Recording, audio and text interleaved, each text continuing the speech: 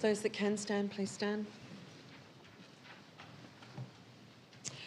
On behalf of the Glenelg Shire Council, I respectfully acknowledge the traditional lands and waters of the Gunditjmara, the Jali Jali and the Boandik people and their respective cultural heritages. I acknowledge the elders past and present here at today's gathering, and through them, all Aboriginal people.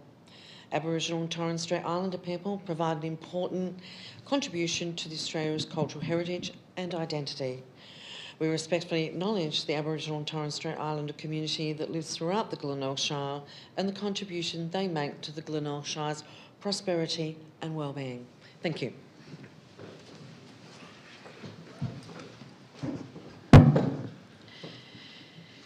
The recording of the meeting. For those present in the gallery today, by attending a public meeting of the Council, you are consenting to your image, voice and comments being recorded and published.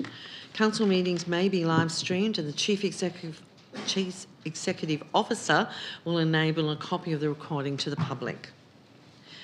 There are no apologies for tonight's meeting. Questions previously taken on notice are tabled within the agenda tonight. There are 2 there. We'll move to questions from the gallery. Each person will have the opportunity to ask 3 questions. All questions, if you stand please and direct your question to myself as Chair. I will seek clarification of your question if I need further information. First, we have some questions from Matt Jarlett.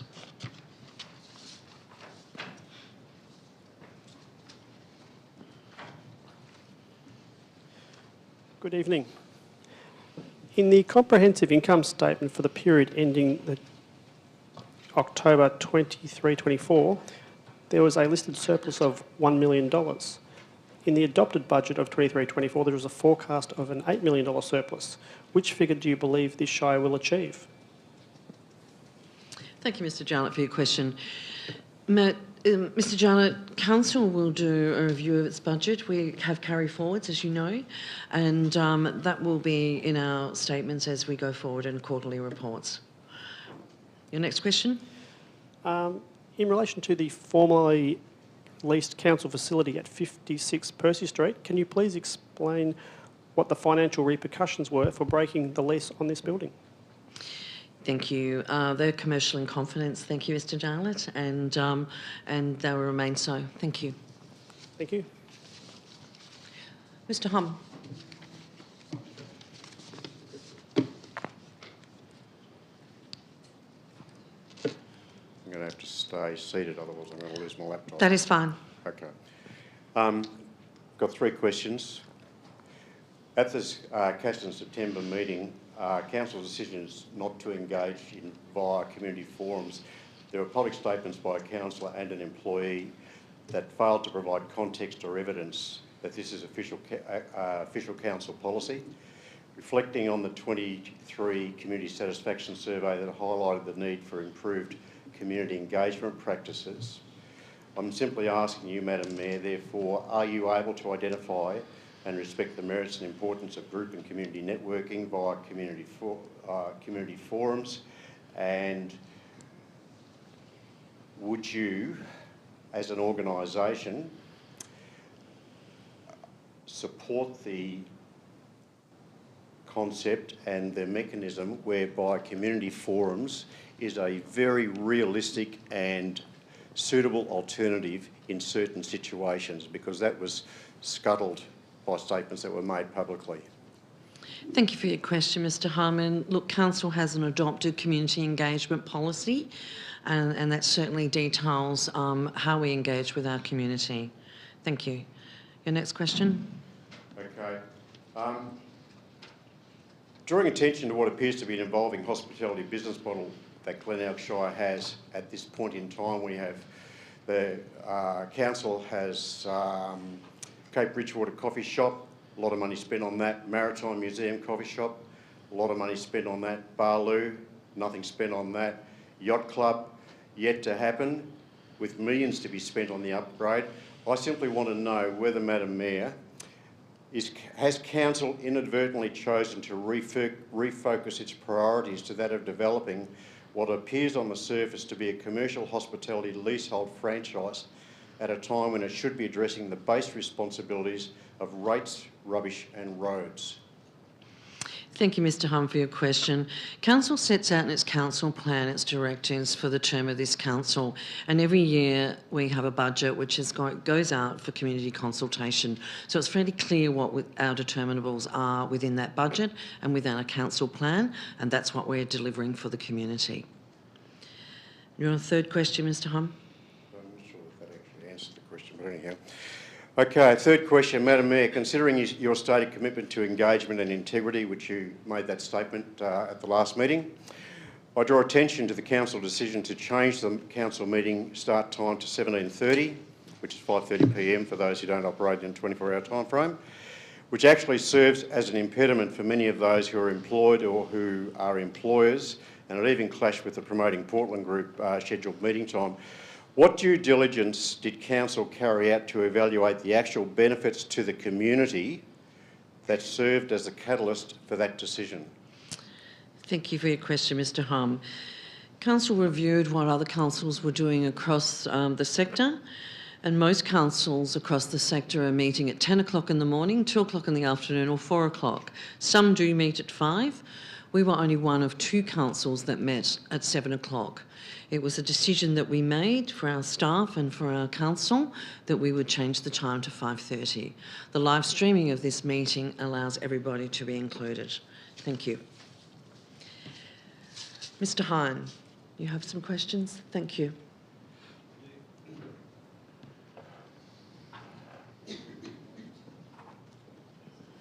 Thanks for taking the question. That's fine. Thanks for taking the question. Can the Glenelg Shire Council guarantee that Portland cable trams will not be disrupted during the demolition of the yacht club and the construction of a new building if it goes ahead? Thank you, Mr Hine. CEO. Thank you for your question. We certainly can't guarantee there'll be no disruption, but we will make sure that occurs as a minimum. It's clearly the fact that when there's large machinery for short periods of time, then there'll need to be people kept out of the area. Could I answer that question? It's a situation we have a lot of bookings with buses through the year.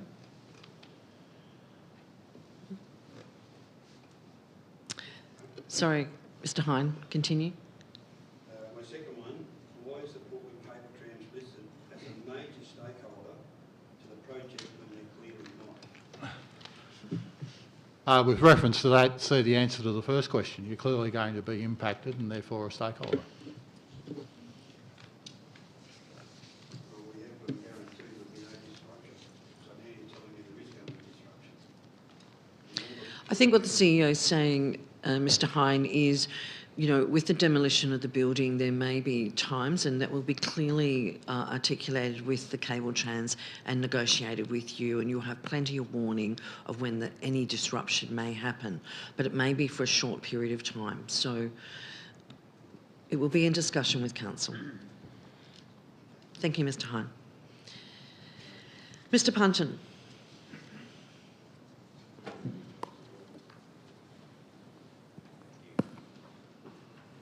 First question, are the councillors of the Glenelg Shire democratically elected to represent the residents of the Glenelg Shire without political interference? Yes, councillors are democratically elected through the electoral process. Thank you, Mr Punton. Without political interference, I asked. It is my understanding it will be through the electoral process, which there's no democratic interference. Okay. Next question, who controls the councillors within the Glenelg Shire? The councillors. Okay. Third question, who's able to remove the CEO and members of the executive in the Glenelg Shire Council? Mr Punton, the CEO is employed by council, and the CEO is the CEO of the staff and the operations of the council. Thank you. Doesn't Who's having the movement? Mr Punton, the CEO is employed by council and the staff are employed by the CEO. And that is an operational. I think that's very clear that the council employs the CEO and the CEO employs the staff.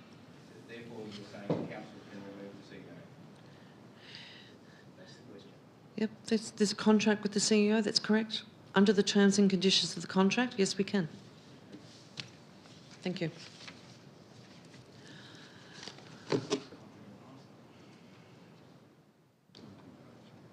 Mike Doherty. There he is. Thank you. Thanks for the opportunity.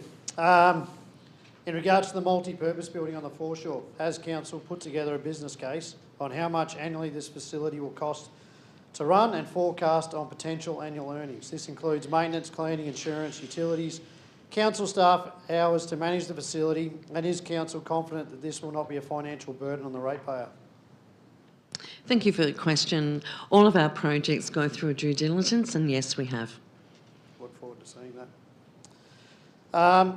Second question: is the core business of council to run a commercial function centre, and is council confident it can manage the function centre that mostly runs outside business hours, taking this revenue stream away from the local community sporting club that currently offers this service? Thank you for your question. The current facility, once completed, will be leased, or there's options there for us. We'll determine that as it's completed. My final question. Do you, Mayor Stevens, publicly support this new multi-purpose building with the confidence that the negative impact on the community sporting club, the Portland Yacht Club, that was built by its members and has provided the community with a sport and recreational pathway to all members of the public, is a worthy sacrifice backed by the community support for the need of this new facility? Thank you for your question. That item is an agenda item tonight, and I'll show my support when I vote. Thank you. Thank you, ladies and gentlemen. Councillors, the next item, item 6, will be declarations of conflict of interest. Are there any declarations for tonight's meeting?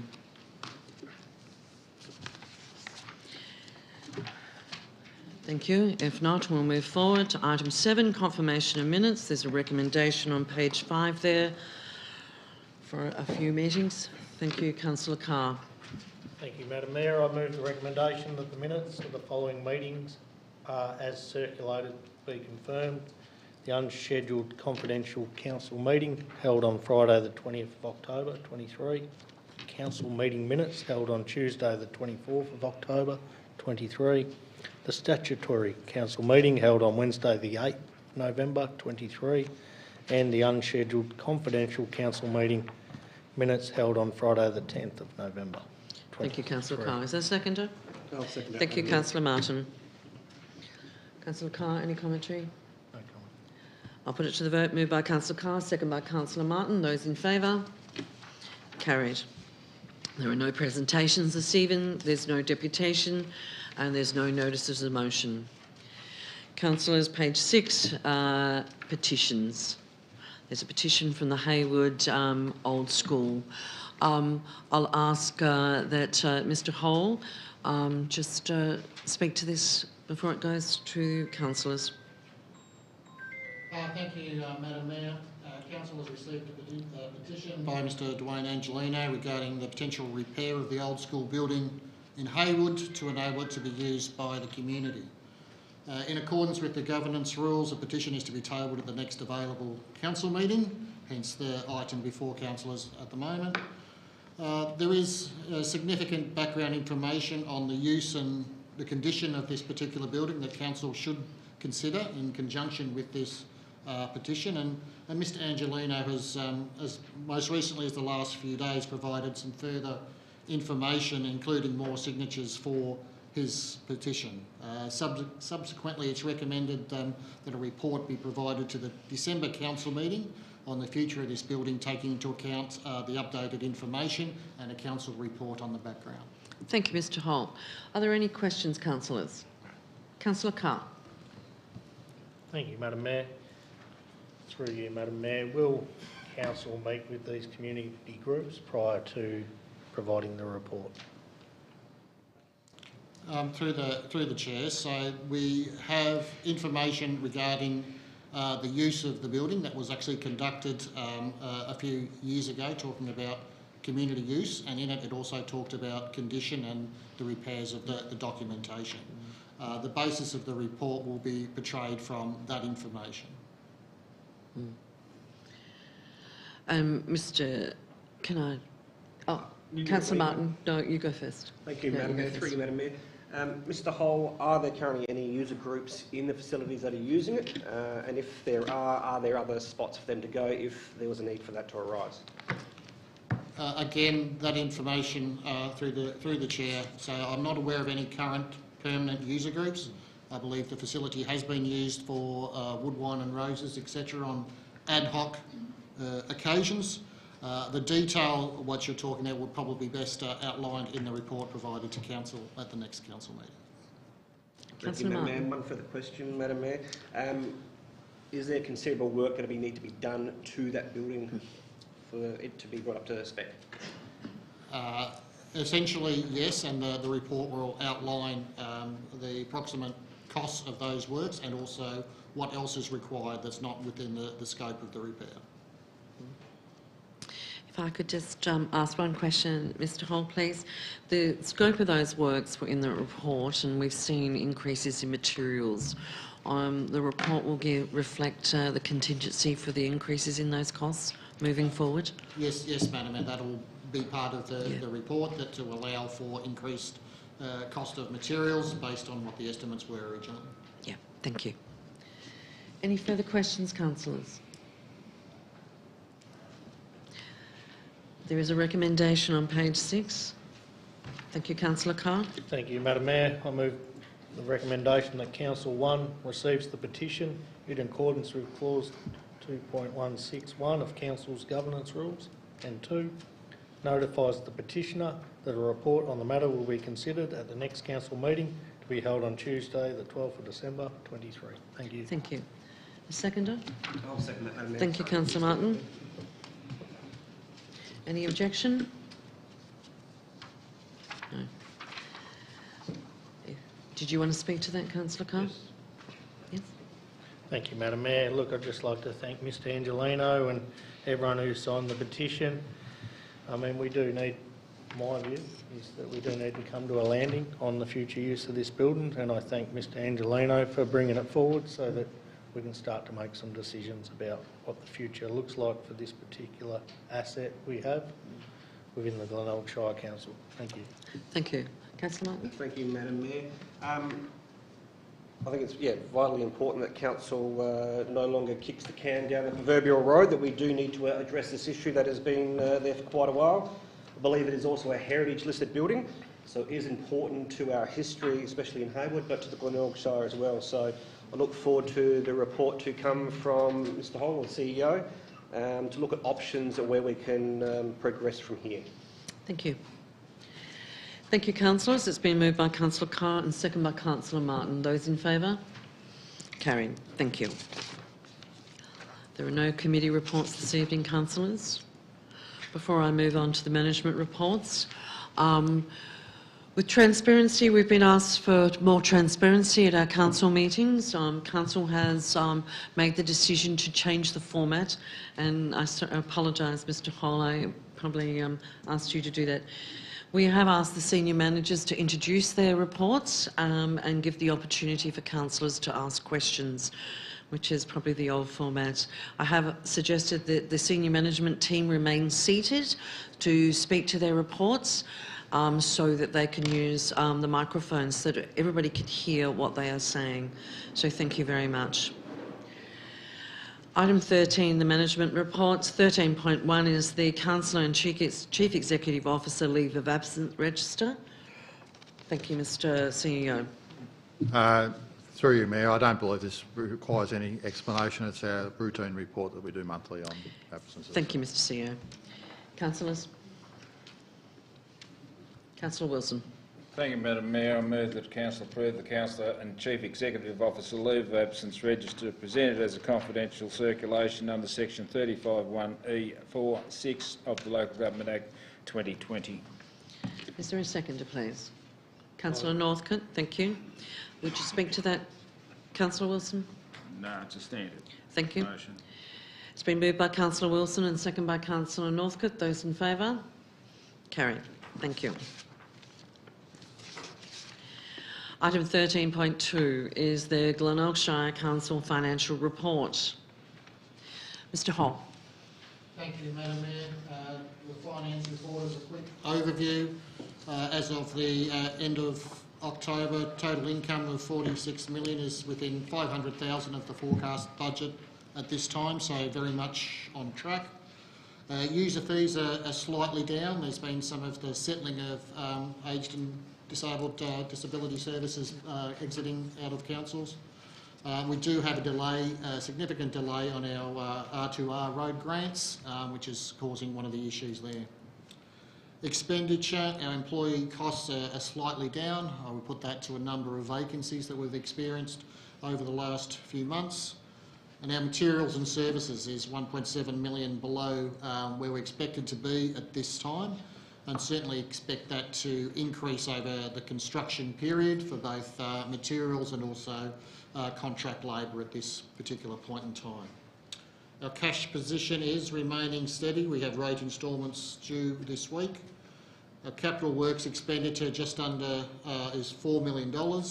Although the capital works there does show at 33.6 for the year, it is important to recall that some $15 million of that is not expected to be expended until the 24-25 financial year for projects such as the Foreshore Pavilion, which is on the agenda tonight.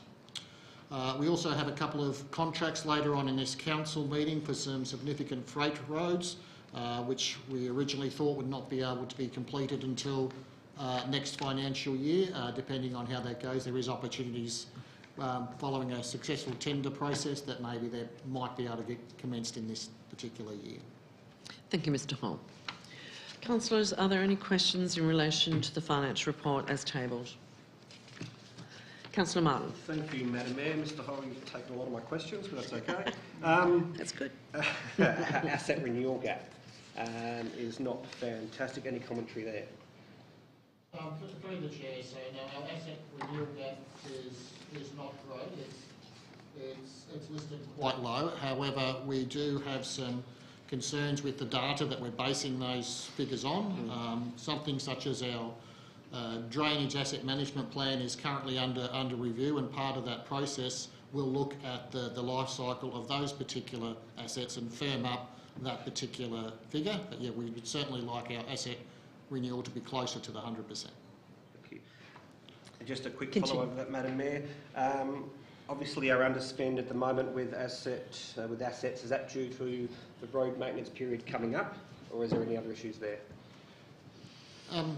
Through the chair, so I would say it's a combination of a number of areas. So it's not just to do with the road making season. There's also been delays in some major projects that are outside of council's hands. So, and there's been some, there's been a legal agreement sorted to enable some other projects to proceed that have been on delay for some time. So a combination. Thank you. Have you got another question, Councillor Martin? Oh, I can keep going, but I'll let the other councillors go. You sure? Continue. Continue. I forgot what the question was. Actually, I will defer to you because I'll just think of that, reword that question I was going to bounce. So I'll let you. Councillor Carr. Thank you. Thank you. Through the chair. You mentioned some of the capital works were coming forward, which is fantastic. Do you envisage that council would need to borrow any of the $7 million to manage cash flow with those works coming forward? I believe we'll be having to draw down the loan before the end of the financial year, yes. Thank you. That was my question. Councillor Wilson. Thank you, Madam Mayor.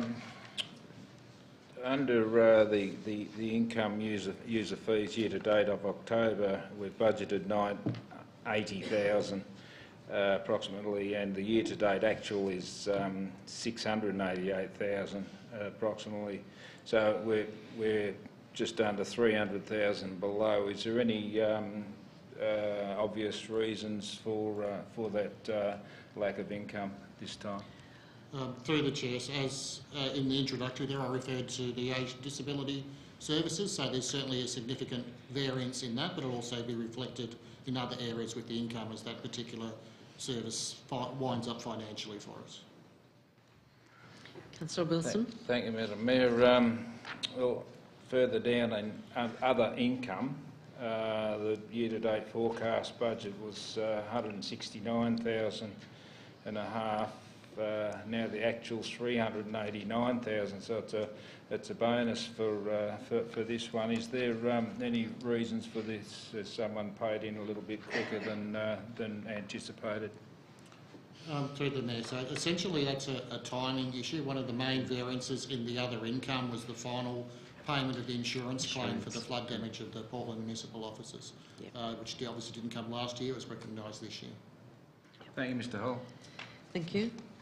Any other questions in relation to the finance report as tabled? Councillor Northcote.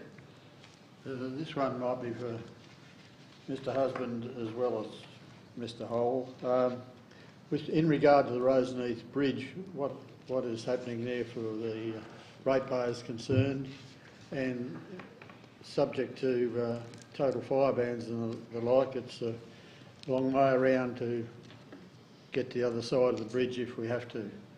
Thanks. Mr. Husband. Yes, through the Mayor. Councillor Northcote, the bridge is remaining open for the period of the remaining works. There are traffic management controls in place, and we'll continue to keep it open. We don't have a definite finish date at this point in time, but we'll continue working with the contractor on that. The contractor's had several delays due to internal staffing, plus some other issues come up along the way as well. But we'll keep working on that, and we don't intend closing the bridge at all. Thank you. Thank you. Any further questions, councillors? If not, there's a recommendation there on page 10. Is somebody prepared to move? Councillor Carr. Thank you, Madam Mayor. I move the recommendation the Council receives the financial report for the period ending October 2023. Thank you, Councillor Northcote. Second. Any further commentary, Councillor Carr? No further comment. Councillor Northcote, happy to put the vote? I'll put it to the vote. Councillor Carr has moved it. Councillor Northcote second. Those in favour? Carried. Thank you. We'll move on to 13.3, which is the lease between the Glenelg Shire and Julia Street Creative Place. Mr. Hole again. Thank you. Thank you, Madam Mayor. This is a new lease that we've got. It replaces an expired lease agreement. The recommendation is for a new 9-year lease inclusive of 2 extensions. The peppercorn cost to reflect the community function and the use of this particular facility and its alignment with the council plan and the arts and culture strategy. If you compare that to perhaps what commercial rental rates would be for that facility, it represents a significant council contribution for those not-for-profit group and their activity. Thank you, Mr. Hole. Any questions, councillors? Councillor Carr. Yeah, thank you, Madam Mayor. With the proposed peppercorn lease, is that consistent with how council treats other organisations in other similar council-owned buildings? Thank you. Mr. Hole. For not-for-profit organisations, there is a number of facilities that go with a peppercorn lease, yes. Thank you. Councillor Carr. Under the peppercorn lease, who pays for repairs and maintenance of the building? Through the Mayor, so it's still a council building, so council is usually responsible for those arrangements unless there's something specific in a lease saying otherwise. Thank you. Any further questions from councillors? If not, there's a recommendation there on page 12. Anybody prepared to move? Councillor Wilson. Thank you, Madam Mayor. I move that Council 1 approves a new 3-year lease with 2 by 3-year extension options to be entered into with Julia Street Creative Space Incorporated for the complex located at 19 to 21 Julia Street, Portland. 2 sets a rental figure at $1, including GST per annum, And 3, authorises the Director of Corporate Services to finalise and sign all documents relating to the proposed lease in Part 1 of this resolution. Is there anybody against that motion? Somebody to second? Councillor Martin, thank you. Councillor Wilson, do you wish to speak to that? Thank you, Madam Mayor, and I do hear Councillor Carr's questions and totally understand that it may look as if an organisation or a group of organisations are getting a better deal than others. In fact, these two buildings hold a number of smaller art groups that work in that facility. The creative space was built up by the Portland City Council in the 80s to provide a place for artists and others such as woodworkers to be able to do their fulfil their dream of doing artworks and a lot of other things within these buildings. The building is used as a focal point for local artists to be able to sell their works, and they could be anything between knitwear to woodwork to artwork. So it is a significant building, and it's one where the arts have been supported by council for many years, and one this council should continue to support, and that is the reason why that there is such a low rate on their leasehold. Thank you, Councillor Wilson. Councillor Martin, do you want to make a comment? Thank you, Madam. Just a quick comment, really. As part of Council's 4-year plan, we do help community organisations out with peppercorn leases for this particular reason. So for the arts, for sporting facilities, there are a lot of facilities around the Shire that go and benefit our community, and Council supports them through these avenues here. So that is why it's important to continue this lease. Thank you, Councillor Martin. Thank you. It's been moved by Councillor Wilson and seconded by Councillor Martin. Those in favour? Carried.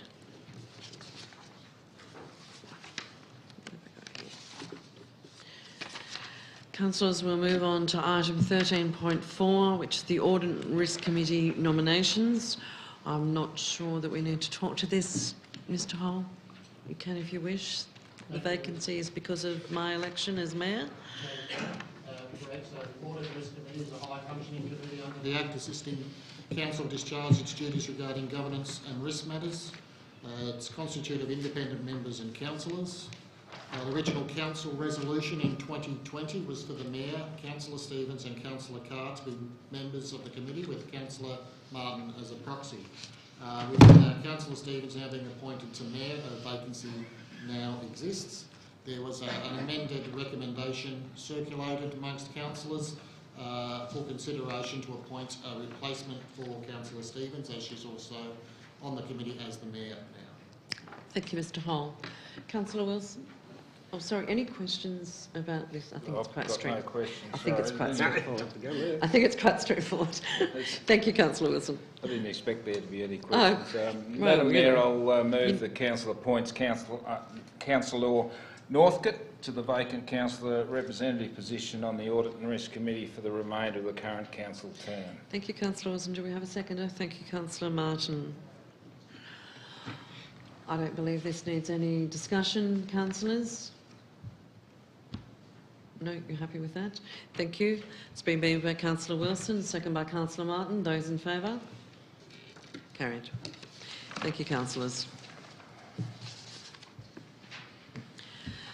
We'll move on to 13.5, which is the Glenelg Shire Council Plan First Quarter Performance Report for 2023-24.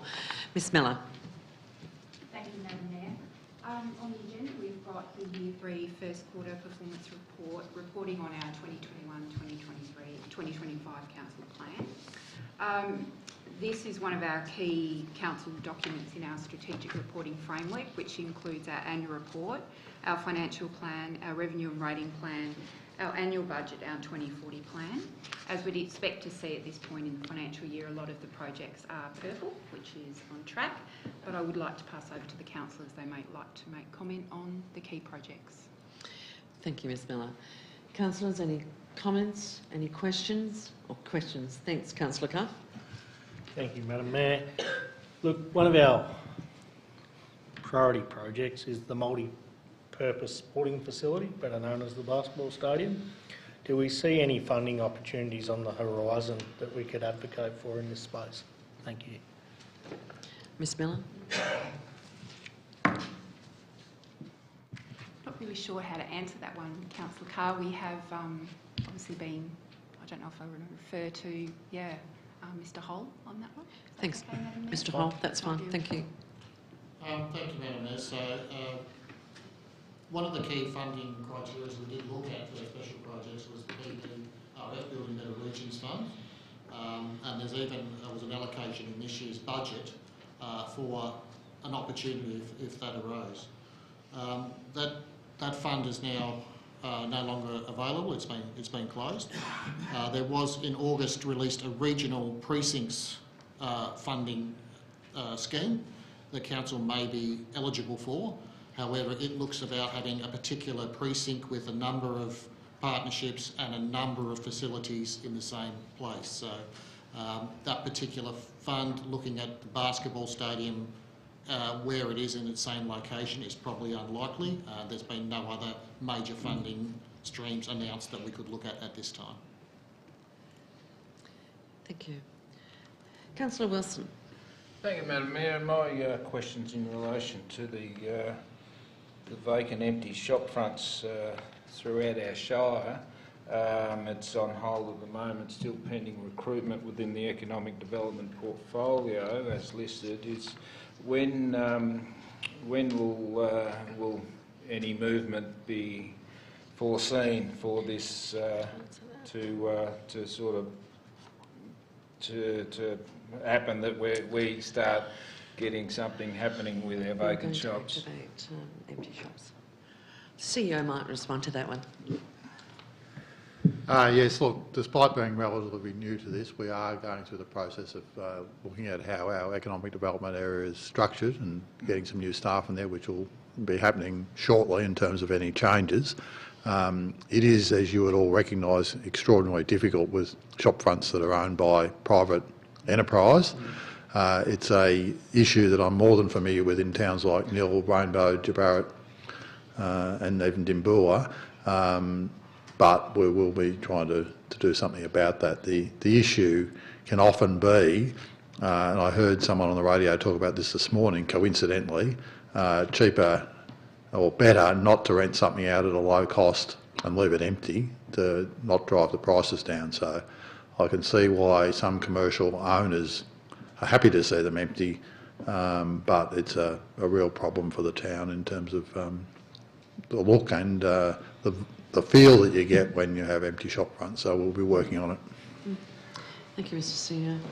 Thank you, Madam Mayor. I'd just like to appreciate that the council is still working on it, and the community is now aware of us doing that. Thank you. Questions? Councillor Martin. Thank you, Madam Mayor. Just a question, Ms Miller. It was actually a curious one. On page 27 of the report, the top one talks about recognising support volunteer organisations. You actually had that as delayed, but that's obviously to do with the Volunteer Week, listening posts, which we're engaging with the community. So from my point of view, Council's actually well on top of that, but yet this has got delayed in this particular report. So I don't know if you can add any commentary to that. Thank you, Councillor Martin. Through the Mayor, yes, that's correct. And through the next report with the January 26 funding, we do reference that we were having a look at how we do the Citizenships Awards, and that's wrapped up in that as well. Okay, so that's the delay there. Yeah. Yep. Thank you. Councillors, I'll just take Councillor Carr. Thank you, Madam Mayor. I've lost the page now, but the question is to Ms Miller, and I'm just wondering if you could expand on the childcare situation and what... Sorry. Page 18? Yep. Thank you. What advocacy we're doing in this space and what, not so much the impact, I suppose, what 3-year-old kinder may look like in the Glenelg Shire going forward and what role council may or may not play.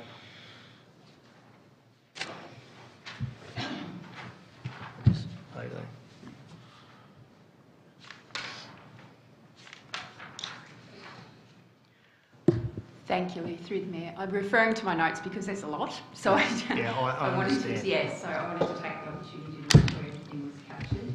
So we've actually done a service review at the Kathleen Milliken Centre to have a look at how that's operating and how we can start to build capacity for the pre-prep as we move into the Best Life reform. We've also done a review of PCFC and we're looking at vulnerability and capacity there with staff. We've submitted to the Productivity Commission in May and that draft report has just been released and we look to provide further comment by February 2024.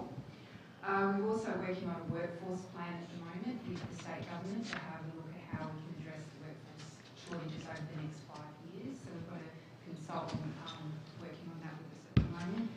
We've got an infrastructure plan that we're writing as well, so that's due by June next year. We've just worked through some policies and procedures internally to try and mobilise the workforce and support our highly feminised workforce in our workplace. We're also looking at, through that capacity building with our sites, potential concept design for further funding through the Building Blocks program with the state government. And we've also, just an element of our children's services, is our maternal child and health contract as well. Thank you, Ms Miller. Thank you. Anything further, Councillor Carr? Oh, look, yes. I'd just like to thank Ms Miller for the expansive response. I think it demonstrates that we, council and council staff in particular, are working very hard in this space. I understand there's a lot of interest from parents out there in particular around childcare and there's obviously a changing space in relation to 3- and 4-year-old kinder and what that looks like in the near future. So thank you. Thank you. Councillors, I'll just pick up that, there's been a lot of ticks in this report as well. The Alexander Park upgrade has now been completed and as we know, we've purchased a new sort of, in our environmental space with our new fleet. We're transitioning our fleet. We have 6 new vehicles that are now environmentally friendly hybrid vehicles and obviously our green mower that we all know about. Of course, we talk about tourism and just looking through this and upgrading our whale trail map with Great Ocean Road marketing has been a really good outcome. And you would have seen recently the award that Budge Bim, our traditional owners, received from UNESCO and working with them on those levels, but just congratulating them for shining the focus back on this council and the fantastic work that they continue to do. And as we know, there's a number of projects that we're looking at in the LLCI round 4, and the list goes on to children's services, libraries, etc. Councillors, there is a recommendation there on page 16 for you to consider. Is there somebody that's prepared to move that? Councillor Martin. Thank you, Madam Mayor. Move the recommendation that Council endorses the Glenelg Shire Council Plan First Quarter Performance Report for Year 3 of the 21 to 25 Council Plan and approves the document for publication. Thank you. Are there any objections to this? If not, a seconder? Councillor Carr. Just asking. Thank you. Councillor Martin. Thank you, Madam Mayor. I'll keep it fairly short. So, to give people an idea of what goes on here, so our 4-yearly plan is what governs this council. Break that up into 4 quarters, like a football game, and each quarter we then break that again into another 4 quarters here. So that's one of these quarters that we're looking here. So this is a 41-page document. Input that we received from the community at the start of their 4-year plan, and also input from councillors as well, and what we would like to see happen over those 4 years. So, as Ms Miller alluded to earlier, we'd like to see at this point in time most of them, if not half of them, completed, the rest in progress, and very few delays. And we've only got a couple. I think Councillor Wilson raised one there. Shop fronts in Casterton was actually one that I advocated for right off the bat. So it's good that the CEO was aware of that, and that's an issue for that particular community up there. So yeah, I think that's that at all. So covered it all. Thank you, Councillor Martin. Councillor Carr? Nothing further to add, Madam Mayor. Thank you. It's been moved by Councillor Martin and second by Councillor Carr. Those in favour? Carried. Thank you, councillors. We'll move on to 13.6, the Australia Day Community Funding. Ms Miller. Thank you, Madam Mayor. So this is a report looking to extend funding arrangements that exist already within the community in Merino, Digby, Nelson and Haywood. In August, Council resolved not to run council-led events on Jan 26. So this gives communities the opportunity to have community-led events in their townships and communities. It's coming from existing budget, it's not new money, and then the remainder of that money will go towards the Citizenship Awards event that we'll be forming through. Also within that, I've just put some broad guidelines for applying in lieu of having a policy. So it just gives community groups a bit of a guide moving forward how to approach this. I would be looking to get feedback after the 2024 event from the community groups to perhaps build a policy around this so it's more formalised for 2025. Happy to take questions. Thank you, Madam Mayor. Questions? Councillor Martin. Thank you, Madam Mayor. Through yourself. Mr Bill, I see potential issue here. Obviously, in part two of that, we're looking at Casterton, Dartmoor and Portland in the background information, only one group per town, which is fine. But with Portland, you might have a group that wants to, I guess, celebrate Australia Day. You might have another group that has the convincing grounds, and that's a January 26th event as well. That's what we're talking about here. We're talking about January 26th. So I guess the question is yourself or to the CEO, do we have discretion about having those two particular groups potentially that might want to apply for some funding? Thank you, Councillor Martin. CEO. Thank you for that question. The recommendation was fairly carefully worded after the rest of the report was finalised, and given the time frame, the bit about subject to CEO approval is in there, and the amounts are per town, notwithstanding some of the commentary in the report. And I'll be the first to say that the amounts are a little bit arbitrary, but we're based largely on the sizes of the towns. However, it may well be that in a town like Portland there might be more than one event. They might be different types of event. We would normally probably encourage people to get together, but that's not always appropriate. So this is not just money that will be handed out, this is money that will be examined by me in terms of the time frame to determine that we get some value for money out of the events. And it is up to, it may well be, if there are not appropriate things to be funded, then we won't spend the money. Councillor Martin. Just a follow-up question, Madam Mayor. I guess to the CEO again, is if you have communities like Narrawong or Bridgewater, do they have the ability to then apply as well? Sorry to put you on the spot there. Historically, no. As examples. Historically, no. Yeah, look, I'm reminded that historically no, but there'd be some flexibility here depending on terms of what's happened. I mean, I would consider Bridgewater, being one of the places I have visited, to be part of the Portland group, if you like. I mean, it's not meant to exclude smaller communities, but they'd certainly be encouraged to join into larger activities. Thank you. Councillor Wilson. Thank you, Madam Mayor. I'm probably going a bit too far off track, but already if it's a rainy day and the organisation's been granted X amount of dollars for equipment per se, will they be able to use a council facility for rain without having to pay that amount? You're talking a waiver of the hire fee? Yeah, that's it. Mr. CEO.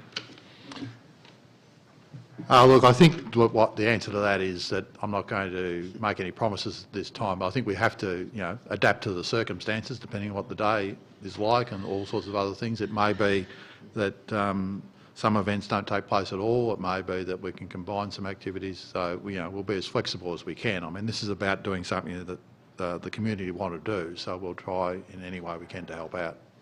Thanks, Mr Ward. I think it's a situation, Councillor Wilson, that common sense will prevail. It may be too hot in Casterton to have it outside.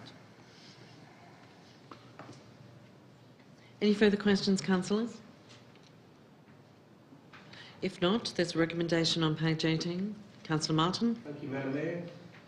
Move the recommendation that Council notes the funding provided to the community-led 26th of January events to be held in 2024, Merino Digby 400, Nelson 400, Hayward 1000, provides further funding subject to the CEO approval of up to the following amounts for 26th of January, community-led events to be held in January 2024. Casterton 1000, Dartmoor 400 and Portland 2000. And review, number 3, review community group feedback for January 2024 and report back to the council prior to January 2025. Thank you. Seconder, happy to second it. Thank you. Councillor Northcote. Councillor Martin. Thank you, Madam Mayor. I think we've had some good, solid discussion here. This has obviously come about because council no longer sees it appropriate to hold Australia Day events in the Shire. But we do understand that we have a diverse community. They may want to hold events, whether that's celebrating Australia Day or convincing ground. We have a very diverse community. So that's what we're aiming to do here. We're aiming to hand that back to the community so they can lead the events themselves how they see fit. Thank you, Councillor Martin. Councillor Northcote. Yes, Madam Mayor, I'd just like to encourage people to celebrate that week. It's been a pretty tricky area and I haven't been involved in the council discussions at all, so on the principle of the thing, and the Merino event for a number of years now has been held down at the swimming pool and is reasonably well attended, and people have a generally good day. Thank you. Thank you, Councillor Northcote. Thank you, councillors. It's been moved by Councillor Martin and second by Councillor Northcote. Those in favour? Carried. Councillors, we'll move on to item 13.7, the Portland Foreshore Community Pavilion, tendering for construction. Mr Husband. Thank you, Mayor. This report on the Portland Foreshore Community Pavilion follows the last council meeting. Since the last council meeting, we've sought further feedback from key stakeholders and the wider community.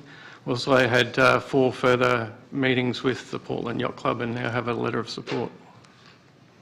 Any questions, councillors? Thank you, Mr Husband. Councillors. Councillor Carr. Thank you, Madam Mayor.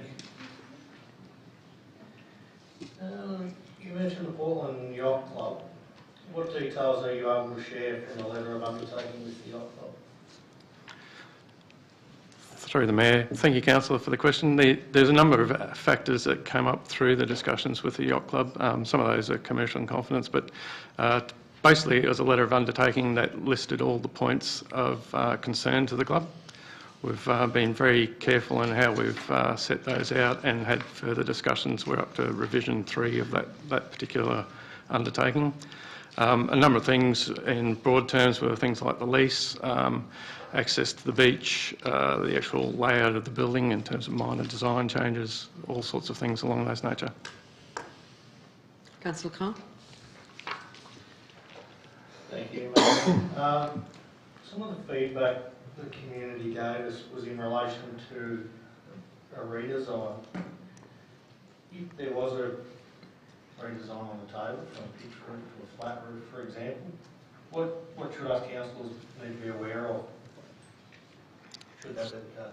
Through the Mayor, thank you, Councillor, for that question. It's quite a significant design change in that respect, Councillor. It's we estimate up to $500,000 in that sort of change process. We'd have to go back to scratch. There's a number of internal facilities within the building, like an internal lift, which is an all abilities access option, and the line currently accommodates that. So a major roof redesign is quite a significant spend, and also a significant delay to the project. We'd be looking at up to 6 months. Thank you. Councillor Carr. Thank you, Madam Mayor. Thank you, Mr. Husband. In terms of MAP consent, what are the risks associated with the modelled sea level rises for the location that we've selected? Through the Mayor. Thank you, Councillor. That's a very long and complicated question to answer, or long and complicated answer, I should say. A number of factors there is the sea level rises had been modelled by the Victorian Government, and the impacts and market consents are based on that modelling. We haven't received full consent on that yet. We have to provide all that information before that comes through. So in terms of the next stage of the process, we have to put in a market consent application, and that goes through the department for final determination. Councillor Carr. The proposal has a market space and a cap. What's Council's plan in relation to how that would be leased? Through the Mayor, thank you, Councillor. The idea there is to actually go out to tender for those spaces, so that would be part of the process while we're in construction. Thank you, Mr. Husband. Any further questions, Councillor Carr? Yes? That's Thanks, right. Madam Mayor. Boat storage for the yacht club.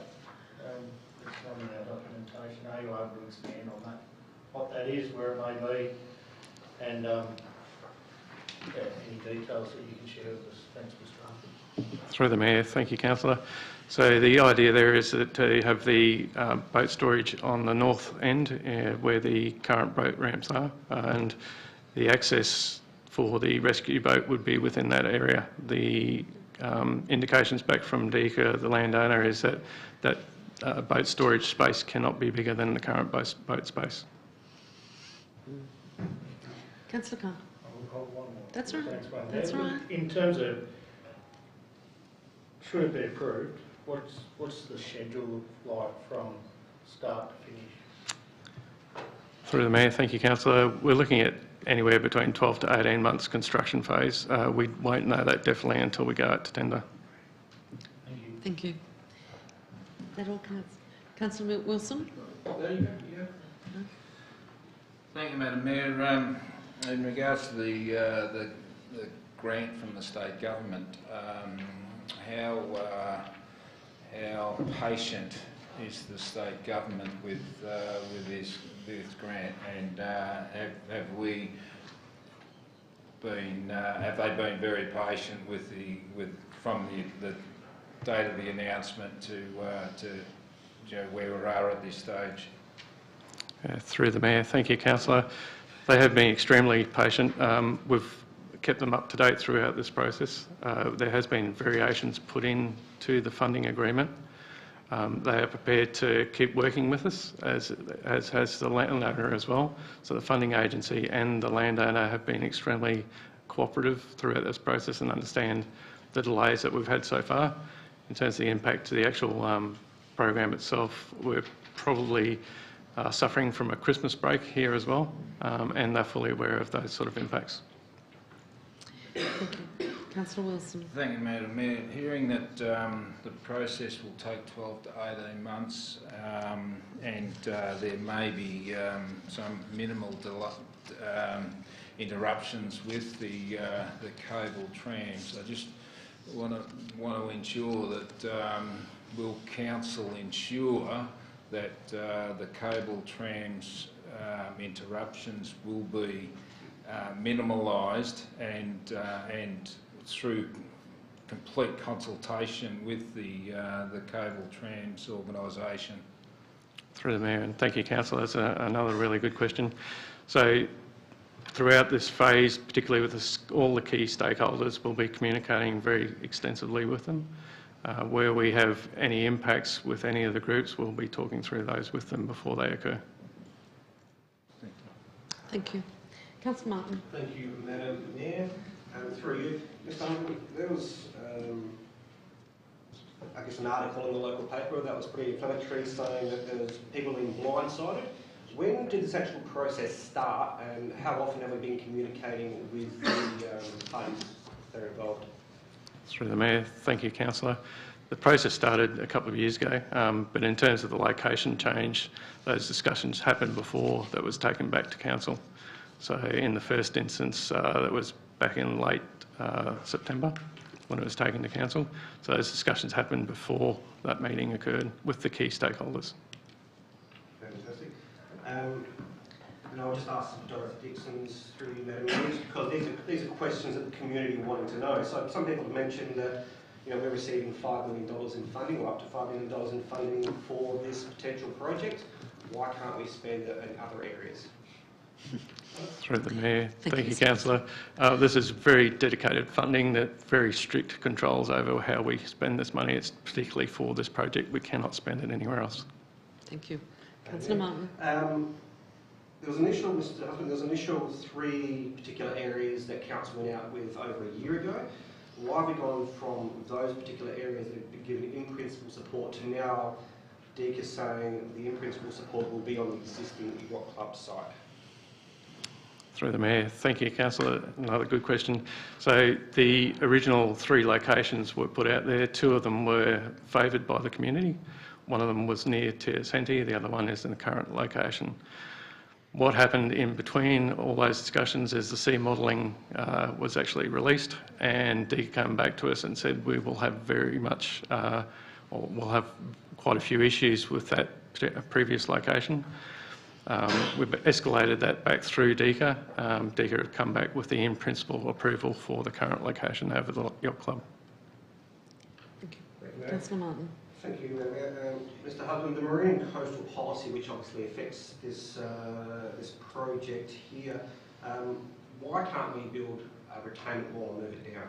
So what's stopping us from doing that kind of thing? Through the Mayor. Thank you, Councillor. Basically, the sea level modelling is what the government have come back to us with. We've gone back to them with those sort of options, and they've rejected those as potential treatments.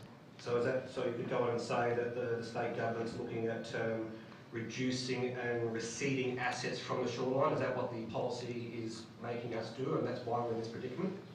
That's correct. Through the Mayor. It's actually quite extensive across the coastline. It's throughout Victoria. It's simply because of those sea level rises that it's restricting building across the state. So that's out of our hands? Correct. Thank you. Thank you. And then a couple of ones. The building itself, what's the sort of current state of the building itself? If we weren't to build any, we weren't to go ahead with this project, what sort of life expectancy would we expect for the building currently now? And how would that affect then the users? Could they then 10 years down the track go and build another one? Through the Mayor, thank you for that question, Councillor. So in terms of the building at the moment, it's single use, so for one organisation only. It is an older building, so it is nearing the end of its life cycle. It's typically 50 years on any building, so we're looking at another 10 to 15 to 20 years. There is a major refurbishment required at some point, but in terms of actually rebuilding that building, that would not occur. Be likely, the indications that we've been given, if it reaches end of life and it is not maintainable, then it would be likely demolished. Thank you, Mr. Husband. And one final question, Madam Mayor. There's also some further commentary, whether it's on social media or in the newspaper again, that this would actually reduce the green space. Could you provide any commentary there on, through this whole project, whether green space would be increased or decreased? And by green space would be grass area, nice open spaces.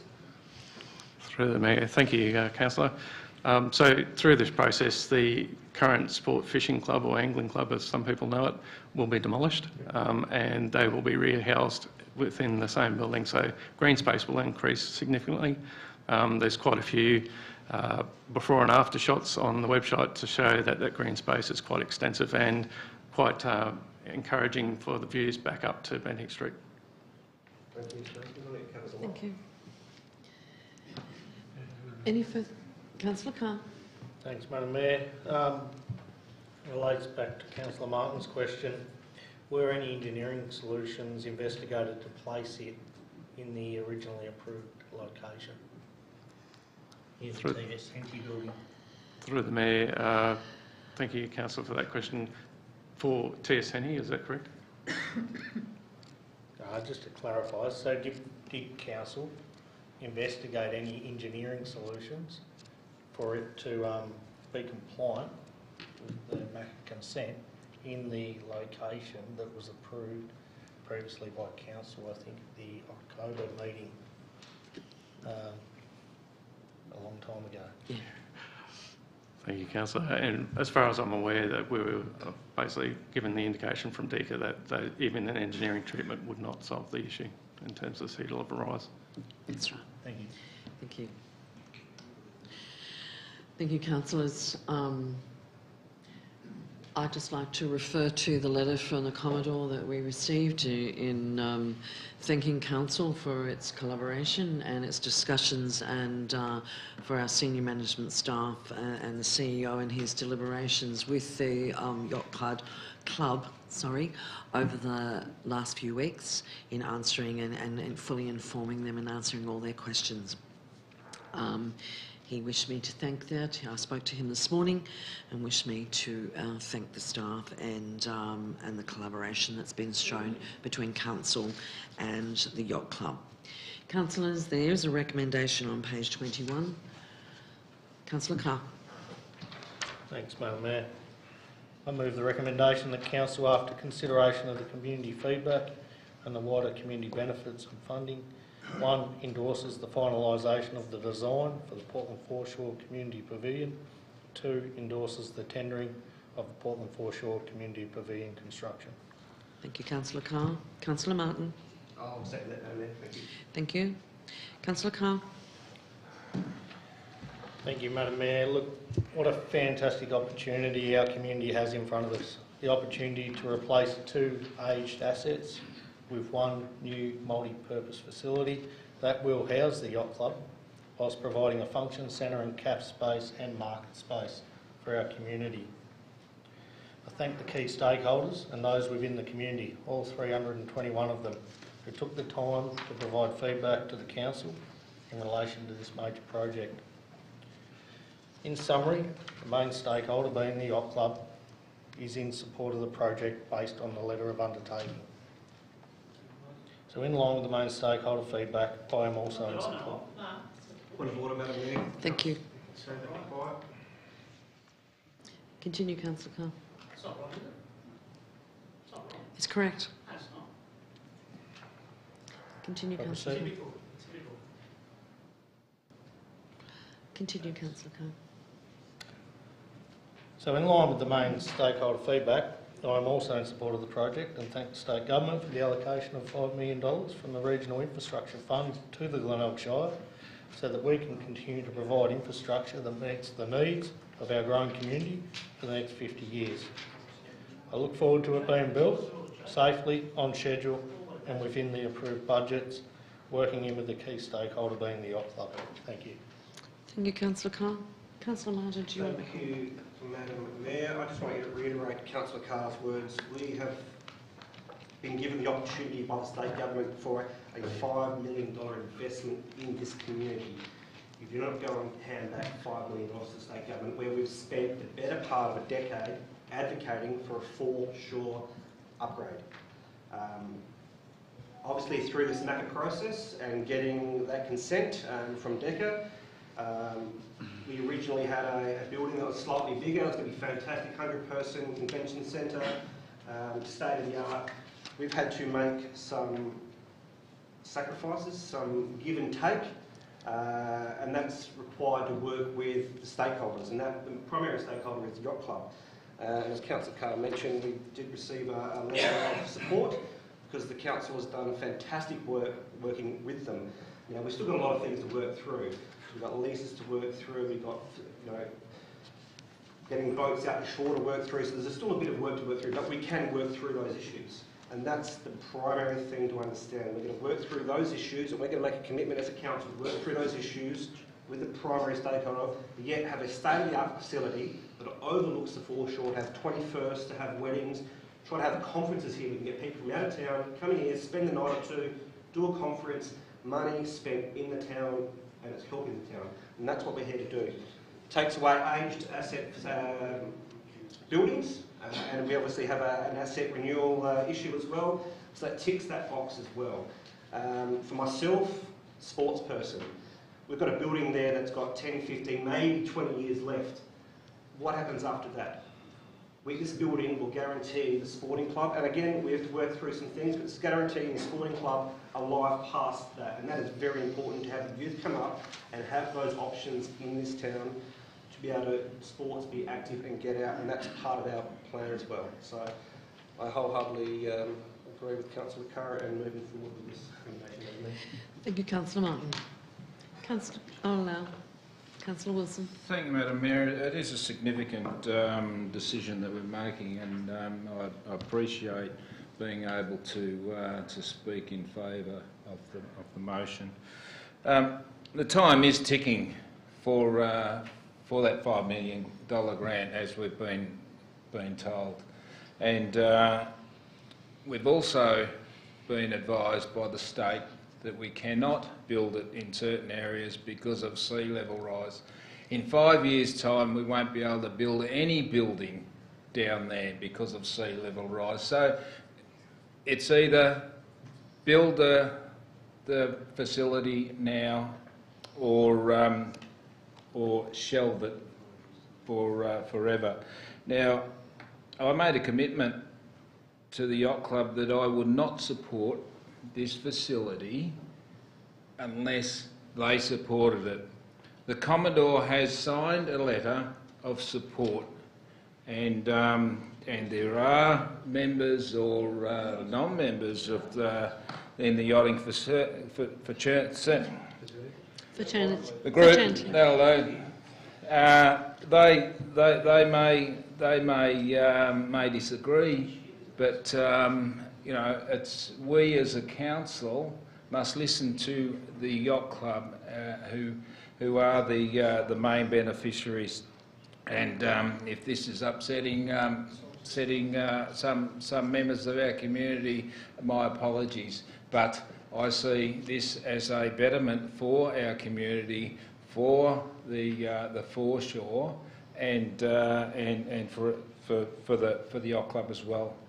Now, keep in mind, Madam Mayor, back in 2002 when we both came on, there was the master plan for the Portland foreshore. It was always going to be the demolishment of the yacht club and the angling club. They've been going for over 20 years. Back in the 1990s, this was the golden plan for our foreshore. So we are delivering on the master plan, or the Becker plan, that was developed in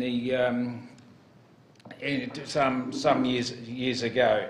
So, Madam Mayor, my apologies to those who don't agree with it, but I will be supporting this facility. Thank you, Councillor Wilson. Councillor Northcote, I'll give you the opportunity to make comment if you wish. No doubt, Madam Mayor, it's a curly one, isn't it? And my concerns are some of the talk of a retail space to promote local seed produce, fish and chippery, and there are other shops in the town and cafe. There's plenty of other shops around town without sort of bringing another one into the mix, and I certainly have a problem with it. And the cable trams is one. The cable trams is one that's was brought to my notice a few minutes ago, and it'd be pretty hard to see a construction period of probably 6 months or more without having some serious ramifications for the cable tram, and there'll be a lot of traffic around there for at least that amount of time. So I have some real concerns with it, but it's pretty hard to knock back those dollars, and hopefully everyone will get on in the end. Thank you. Thank you, Councillor Northcote. Thank you, councillors. It's been moved by Councillor Carr and seconded by Councillor Martin. Those in favour? Carried. Thank you, councillors.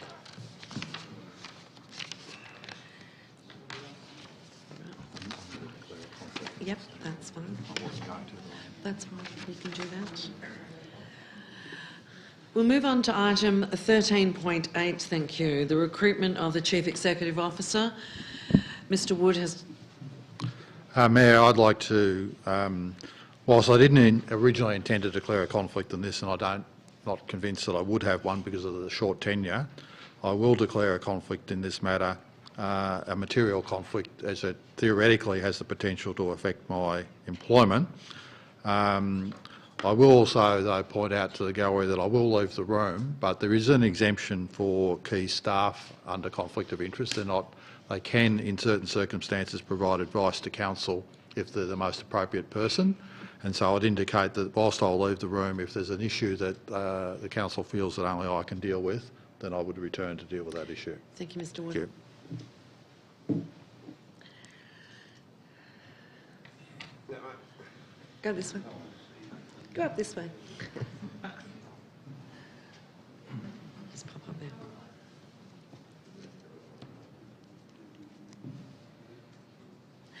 Thank you, councillors. Councillors, under the Local Government Act of 2020, it is the duty of council to appoint a new CEO. This is part of the opportunity for council. We must do this in a public forum, hence why this is on the agenda for tonight, and it's around seeking a company, just putting together a committee and recommending the engagement of an independent advisor to support us with the recruitment of a new CEO, and request that we look at the suitable qualified company to do the recruitment for us and appoint a chair. It is tabled there on page 25, councillors. Is somebody prepared to move? Councillor Wilson. Thank you, Madam Mayor. Hang on. Sorry, that council, establishes a CEO Employment and Remuneration Committee in accordance with section 45(2) of the Local Government Act 2020 and appoints all councillors to the committee. Now, Madam Mayor, I say all councillors because we will hopefully get 2 more councillors, and I feel that they should be a part of the committee. Thank you, 2, request the committee to recommend to council on the engagement of an independent advisor to support in the recruitment of the CEO. Thank you. 3, request the committee to recommend to council on the engagement of a suitably qualified recruitment firm to support council in the recruitment and appointment of a CEO. And 4, appoints the independent advisor to be the chair of the committee.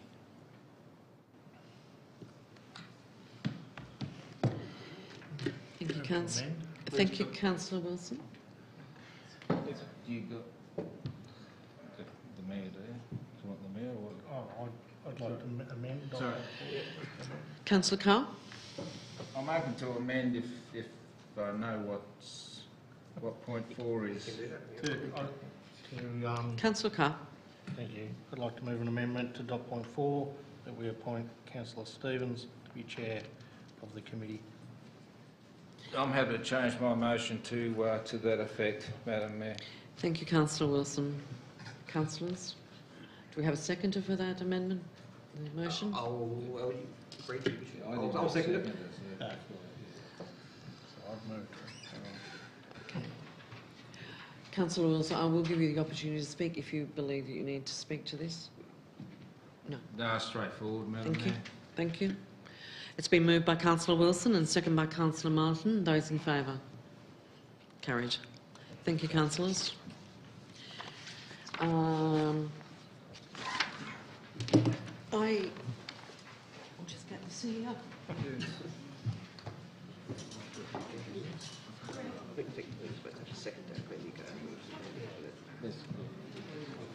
And then you go, I agree with it, and then it goes through.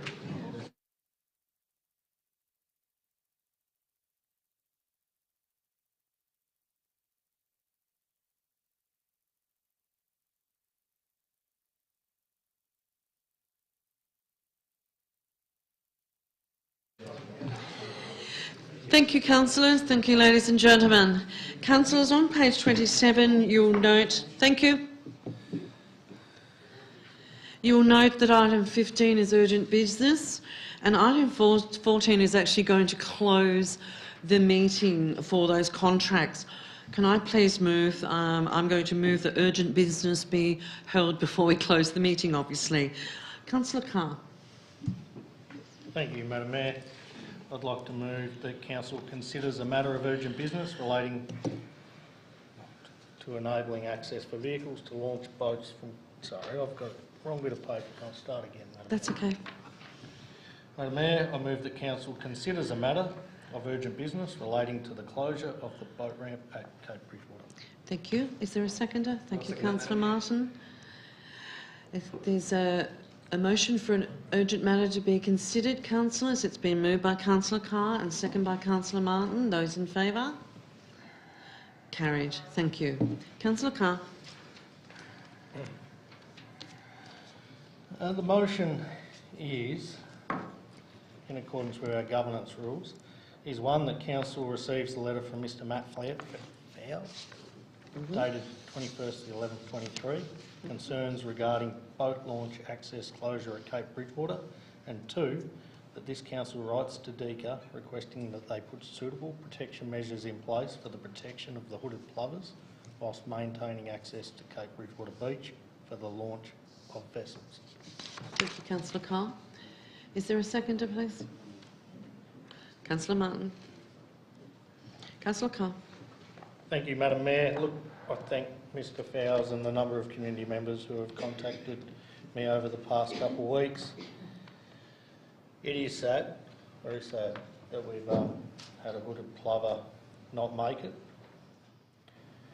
But all this motion is doing simply is that everybody gets together, works together to meet the needs of the community.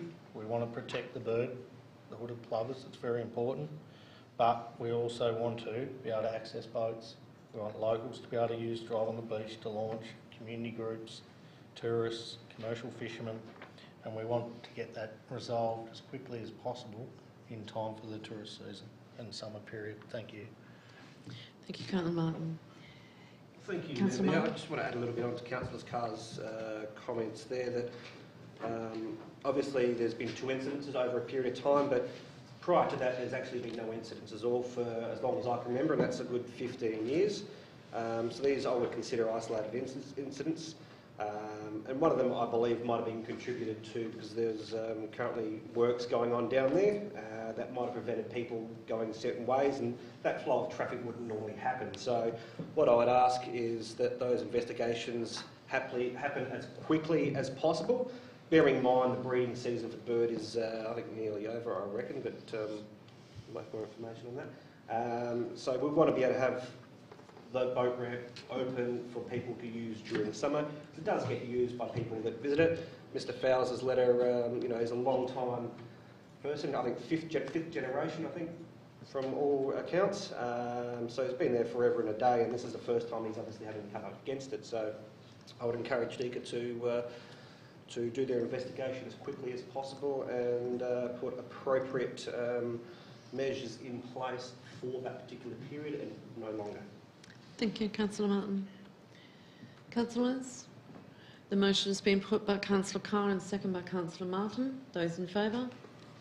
Carried. Thank you.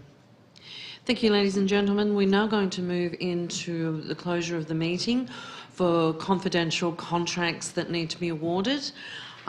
So I'm going to ask the councillors, somebody to move the recommendation as tabled on page 27. Councillor Wilson. Thank you, Madam Mayor. I move the recommendation that the council meeting be closed to members of the public pursuant to section 66(2)(g) and section 3(1)(f) of the Local Government Act 2020 to consider the following reports. 14.1 Contract 2023-24 Local Freight Roads Projects Paulin, Heathfield, Lindsay Road Rehabilitation and Widening. 14.2 Contract 2023-24 to 25 Local Freight Roads Projects Paulin Fitzgerald Street Upgrade. Seconded. Thank you, Councillor Northcote. I don't think there needs to be any discussion about that. It's been moved by Councillor Wilson and second by Councillor Northcote. Those in favour? Carried. Thank you, ladies and gentlemen. Thank you for your attendance. We'll now have to close the meeting to consider these contracts.